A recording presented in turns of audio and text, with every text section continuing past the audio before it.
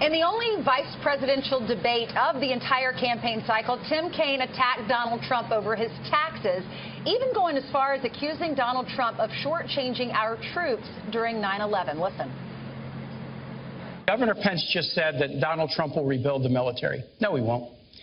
Donald Trump is avoiding paying taxes. The New York Times story suggested that he probably didn't pay taxes for about 18 years starting in 1995. Those years included the years of 9/11. Hillary Clinton went to Washington to get funds to rebuild her city and protect first responders, but Donald Trump was fighting a very different fight. It was a fight to avoid paying taxes so that he wouldn't support the fight against terror.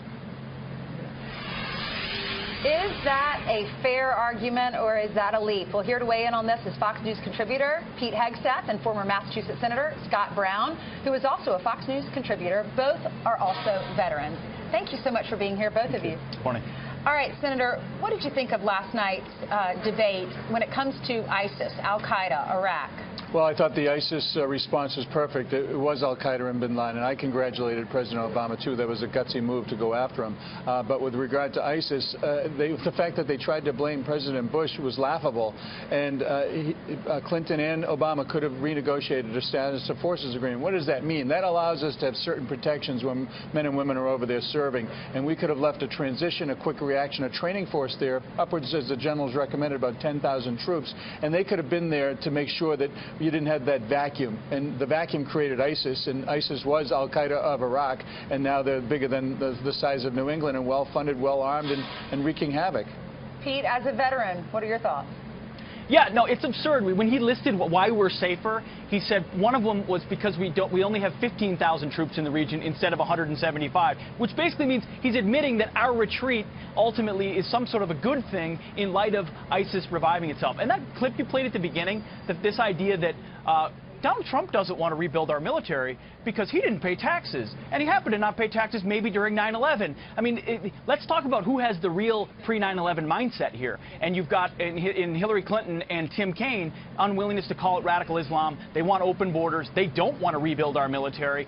They don't have a plan to defeat ISIS. And I thought Mike Pence did a very nice job, as the senator said, laying out who opened the door for ISIS and who would continue those types of policies. So he was very good on that level.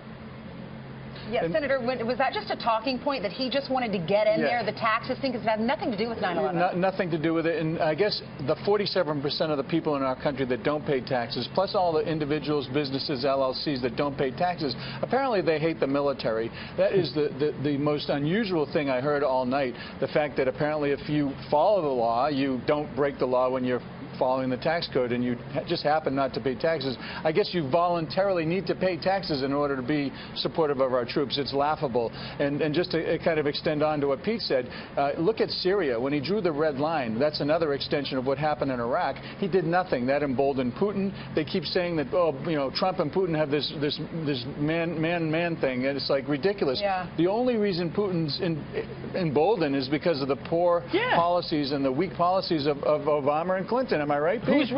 Whose reset button was it that was misspelled that ultimately opened up the door for him to redraw the borders of Eastern Europe? I mean, these all fall at the feet of the policies of Hillary Clinton and Barack Obama. And Tim Kaine's not very good at defending it.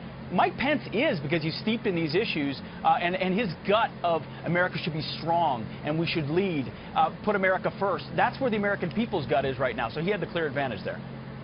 Yeah, it wasn't even close, Ainsley. It wasn't even close in terms of Pence dominating the debate. I thought he was spot on. And here's what we have to look to in St. Louis.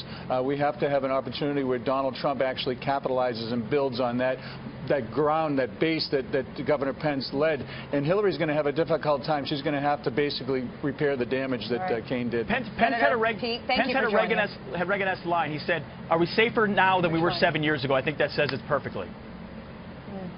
Thank you so much, gentlemen, for serving our country and for being here so early with us.